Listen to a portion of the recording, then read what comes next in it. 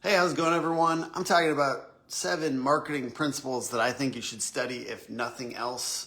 And really awesome comment on this when I put it out as a blog post. Dale Shoemaker says, "Great post, thank you for this. I've noticed you give away more content than other guys try to charge for." And I have learned some things about marketing this past 10 years, and I'm going to talk through. I've read so many books on sales, marketing, psychological principles, persuasion, you name it, in related to marketing. I've read them, so I'm gonna sort through a lot of that and give you some really good principles that will help you be a better marketer and a better salesperson and a better leader, really, because this is like persuasion. And the first one is the most important question in marketing is, who is it for? I see so many people marketing, spending time and money, putting effort into things that are for the wrong people. They're either not for their local market, they're spending time on, other roofers. But the question is, where do your ideal customers hang out? What do they care about? And ideally, we actually talk through 1 or 2 of your existing ideal customers. When we do kickoffs with folks, we are often asking, like, give me examples, specific examples of ideal customers. This is a way to share the information about your business very quickly in a boiled down way to people that are doing marketing for you as well. A quote by Seth Godin. I actually really hammered this point, learned this point really well in his course Alt MBA, and a quote of his is, "Most inventors and marketers start with what they have, the stuff, and try to work backward to the who is it for question. It makes a lot more sense to go the other direction.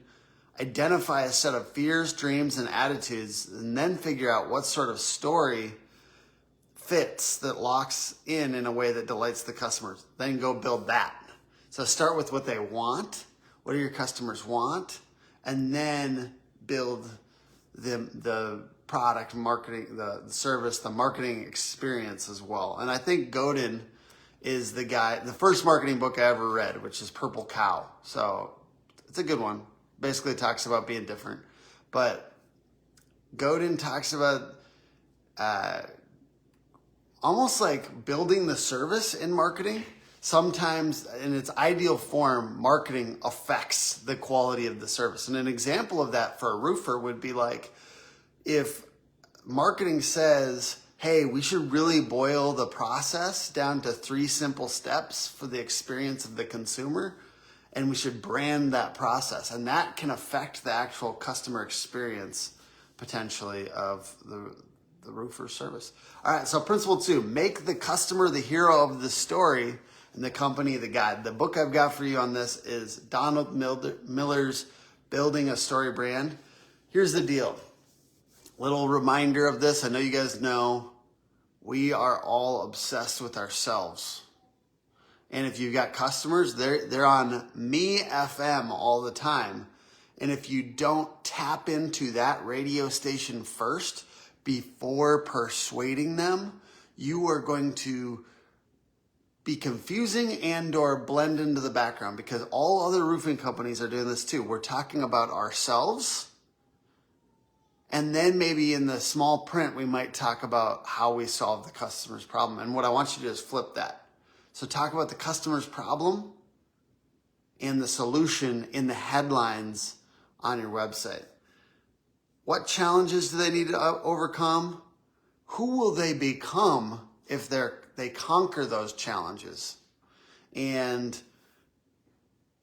potentially you're kind of creating this little story. There's elements of story on your website, and we're trying to increase the compelling elements that will get people to stay on longer and enjoy reading your website instead of just telling them how awesome you are, it's what we naturally do. And when you're starting a company or the first few websites, a lot of times that's all that, like, you're kind of puffing up your chest. So we want to like look corporate and big and all that. And really what a homeowner wants generally is like somebody who's going to take care of them. And it's a little bit more relatable versus like big and corporate. So you have that advantage as a small business a lot of times, but we're not using it. And I talk about this in the article, what is value? Suffice it to say, I will pop this piece of content in this video below or in the comments below, but it has a whole chart that a market research team put together. The marketing research team is Bain & Company, and they talk about what is value and understanding what people value. It's really, really good. It like at a glance, you can, I'm gonna pop this in here right now, so it's in the comments, and it talks about self-transcendence being the highest part of that pyramid, and if our marketing is speaking to people's self-transcendence, amongst other things, we're going to get a better result. Life-changing, it provides hope, self-actualization, and motivation and affiliate. This is a big one, affiliation and belonging. I am part of a tribe when I'm consuming your marketing. For us, I always think of it as growth mode roofers. For yours, it could be smart homeowners or like whatever it happens to be, millennial, savvy home buyers or whatever, whatever it happens to be, you find that affiliation and you tap into it in your marketing. And then there's tons of other things. Reduces effort, avoids hassles, sensory appeal, badge value. You should check these out. It's in this article below, but there's a pyramid of things. And the more of those things that you include in your marketing, the more your marketing is going to be sticky and stay in people's minds. All right, principle 3, answer questions customers have in the sales process in marketing. Weirdly enough, a lot of times we avoid these questions like, why are you more expensive? But what I'm asking you to do in the book is They Ask You Answer by Marcus Sheridan. What I'm asking you to do is to answer those questions that you get so much in the sales process in marketing. And it's scary because maybe then if they get the answer there, then they won't get into the sales process. But I'm telling you, that's okay, especially if you go hard on lead gen. So this is usually best paired with going hard on lead gen. But my favorite little to-do on this is just making a spreadsheet and then putting every objection and having all the team put every objection and every common question that you get in the sales process in there for a month, and then making little videos to address those things. Principle 4. I think we've got 7 principles, so we're halfway through.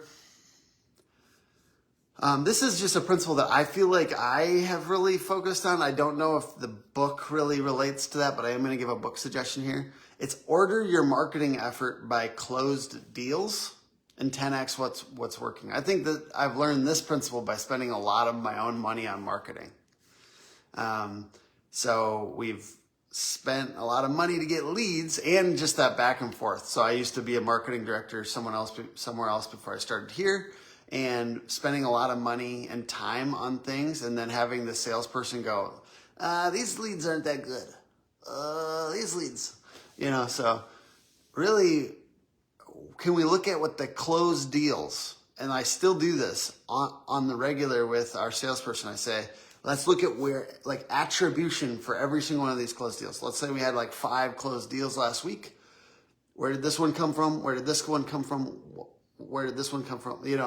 This one came from YouTube. This one came from Facebook. This one came from referral, previous customer. Whatever it happens to be, I want to know that. I want to know that on a regular basis and have metrics on that so I can push into what's working. Dare I say it, 10x what's working. So that's my suggestion because I wanted to work it into this 10x rule. Love Grant Cardone. I know everyone talks shit about him and stuff like that, but here's the deal. His mindset thing of just 10x, if you want 10x the outputs, 10x the inputs, made a huge impact on my business, and his sales stuff really helped me because I didn't have anything. I didn't know other sales trainers. So I'm really grateful for him taking massive action. What would I need to do to 10x my business and trying to take that action? So then Maybe you don't 10x your business, but you double it because you took massive action, because normally things take a lot more effort than we realize they're going to take. And if you do that by closed deals, if you really look at where all your closed deals came from in the last month or even week, and then you push effort into those areas, your marketing is going to be a lot more effective. Principle 5. Matthew says, what's bringing revenue? What's bringing profit? What's bringing the highest profit most efficiently? Very good. Next level. So not just leads, not just revenue. Matt's saying what's most profitable. That's a next level. And I agree 100%. If you have that down on a granular way where your most profitable jobs are, I think that's big. And then Matt says, what are the bottlenecks? Absolutely. Let's keep chatting here. I'm gonna land my last few principles here. It has to be different and memorable to stick out so you're not overlooked. So this book is Seth Godin, Purple Cow, my first ever marketing book. How is it different? How visually can you be different than people? And how can you message-wise say something that's completely different than what other people are saying? I think we do this as marketing agencies, and roofers often do this, is we look at the people around us and we see they're doing it. And then we go, all right, I'm just going to say what they're saying because they must be right. And sometimes they're big. And that's confusing because look at them. They must be winning with that. But they're winning despite that sometimes. And so it's okay to be visually different. And his example is a purple cow. Like if you saw a purple cow, even if you'd seen 100 cows before it, you're going to like, wow. You're going to pay attention. And he wants that level of visual difference and then message-wise difference. If they're all talking about themselves, can we talk about ourselves? If they're all talking about customer service, can we talk about speed? Whatever it happens to be. And then the principle 6, don't just do what others are doing. Find untapped spaces and own them. So this goes to that point. It's Blue Ocean Strategy by Renee Maborn and W. Chan Kim. And where is everyone else spending their time on marketing? Is there a way that we can play in an entirely different playground where the customer wants to be or exists? So playing, like they talk about red oceans, and a red ocean, there's sharks all around, it's infested. It's where you think you're supposed to go because there's a lot of activity, but it's red with blood, meaning you rush in, you might get slaughtered. The point is like if everyone else is on Facebook, could we go over to here? If all your customers are in one area, can we go to the other area? Even Dan Walrack was talking about that with storms. If everyone's in the center of the storm, can we go to the perimeter and door knock the edges where they actually would need your help? So Blue Ocean Strategy works for sales, door knocking, as well as marketing. Is we're not going to the exact same places as everyone else. We're trying to do things that are different enough that they're just playing in a different sandbox, that they're playing in Blue Ocean. Blue Ocean Strategy is the book. I'll drop the links to these books in the comments as well at the end of this. And then my last principle, principle 7, cut down the steps to allow customers to do business with you easily. This is one of those principles that I feel like is hard won from me from spending a lot of my own money. And I'm thinking about our marketing because honestly, I made this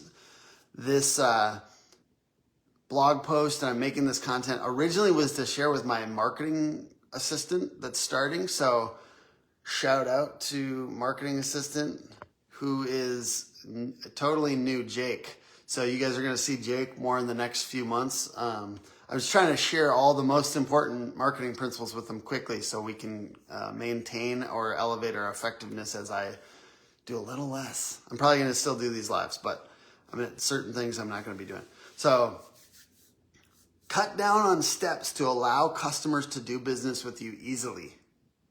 This is just hard won. I feel like I've had to learn this myself. I first learned years ago that every field that you add to a form decreases the likelihood of someone doing business with you by 2%. So you know those long forms, or you see people with like drop downs that say existing customer or previous customer, and that doesn't make as much sense on a roofing website. That's dropping their conversion rate by 2%. 2%. And when people message me on social media, when I first started, I would send them a link to our website, which is a whole nother step. And that's worse than a form field. Like to go to the website and then get to scheduling a call, that's like a long distance. And so you shorten the distance of everything. I send them the Calendly link to schedule. And when I have a proposal, I put the sign right at the top. You know, everything we do is trying to shorten the distance to purchase. I know it sucks and it's a cost of doing business, but when we have an invoice, we don't require a check, and we allow credit cards. We allow every single opportunity to pay us easily, because you have to shorten the distance between became interested and purchased, because otherwise that whole process is expensive time-wise for you and your salespeople. So this is a big principle that I've learned, and it's been very important. So when people message me on social media, Calendly or a HubSpot link or whatever, it's really important to make navigation super simple. So if we're thinking about websites, like we want drop downs. We don't want to have to click into something and then find another navigation and then click into something. And we build, and also like some of you guys have that little like 3-bar thing at the top, but no menu. That's another step for people. They have to click that. First of all, sometimes they don't know if they're older, and sometimes our customers are older. Click that to find the menu. Some people don't even, I mean, that's now it's common, but I would suggest against that. I would say the menu should have the items up top on at least desktop. And then we build forms into all the key pages. That's the way we do it on websites. It's just, you don't have to click to a contact page to submit a form. And then I'm just ending with a question here. How can you make important steps in your sales process as simple as possible to decrease the friction of working with you? So these are my marketing principles. I'm going to go through them really, really quick. Principle 1, the most important question in marketing is, who is it for? 2, make the customer the hero of the story and the company is the guide. Number 3, answer questions customers have in the sales process in marketing.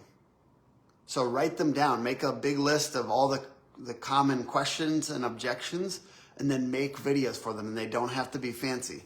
4, order your marketing effort by closed deals. Where did our last 5 closed deals come from? How can I 10x the effort on closed deals? Not on leads, closed deals. And by the way, one of the things that really you'll find on that is that it's a lot of referrals. So how can I increase the effort on increasing referrals? Because the percentage goes up, right? The close percentage. 5, it has to be different and memorable to stick out so you're not overlooked. Visually and message-wise. Has to be different, not the exact same. 6, don't do just what others are doing. Find untapped spaces and own them. So look for new areas where people aren't marketing as much. Look for, it's always guys like me, we're always doing this, like do this, this is the standard. But then if everyone's doing that, you can go look for untapped spaces. And examples like Cirque du Soleil, they're just so wildly different than other ones. And another one is a movie theater in Europe that offers childcare. And then 7, cut down on steps to allow customers to do business with you easily. Those are my top 7 marketing principles that I wanted to share with our new marketing assistant. And I hope they're useful to you. I'd love to stay in here if anyone has any questions. Not a ton of people in here, so all good if not. But if you guys have any questions, you want to talk about anything else, I'm here and actually live. And so I'm happy to answer any questions that you guys have. I always like talking about marketing and marketing principles. This is like the most important 7 principles from my point of view that I've learned in marketing in the last 10 years. And I am going to drop books. So come back and check out this video later with the links to the books. Huge fan of Seth Godin. The one thing that I'm putting in here that's not a book is Alt MBA, which is his course. I feel like I might confuse people with that, but took that course. It was really good. The book, I'm just putting them in here while I'm in live to see if anyone else wants to talk about anything. Building a Story Brand, Donald Miller. It's really about how can a website support their offline strategies. You know, that's the spot. Matt Danskin, Restoration Referral Systems. By the way, I always shout out companies when you're on here and you engage with me. So Matt Danskin, the guy to go to if you want to increase referrals. He works with you to identify insurance agents and to do this in a way where they feel reciprocity and it's smart. Check his system out. The website, that's the first way that it's really going to actually, it's actually going to help. Because oftentimes a website by itself is really not going to make you money. And that's why I say, like, you have to have SEO, PPC. You have to be going hard on social. You have to have other, even on door knocking, people aren't always going to the website. You know what I mean? Like, it's weird. But if the website looks good and professional, then you're creating it's a verifying force for your other marketing efforts. So that's in the meantime, before your SEO kicks in or if you don't do Google ads. But really, I don't know for us, this is why I say it's not that important. What we do is not that important on the website design side unless you have other ways to drive traffic. That's the way I think of it. In the meantime, it should help all those other efforts because people are kind of going to the website just to check the box. You know what I mean? If somebody is referred by an insurance agent and they go to the website and it looks like ramshackle, it's going to reflect on what you're doing. I think this is one of those things that I learned early too, is as much as I wish it wasn't the case, people do judge by appearance. And that, you know, when I started in marketing, you know, I had like a samurai thing and long hair and all this stuff. And I got rid of it because I just don't need one more thing holding me back. People judge me for that one thing and I don't get business because of it. That would make me sad. And I think that that's the way a lot of people treat their website. It's just like this wild hairdo that it looks bad. It makes them look unprofessional. And then they're like, why can't I get enough leads? Or why am I losing out to this other company? And you look unprofessional is all as it is. And that's what a website to me is. When you're not doing SEO and PPC, that's all a website is really, because it's not, they build it and you build it and they will come. So I'm going to drop the rest of these links in here. I really appreciate chatting with y'all. Thank you for hanging out. Grateful to you guys for checking this stuff out on Wednesdays, and I hope that these principles are helpful. Bye.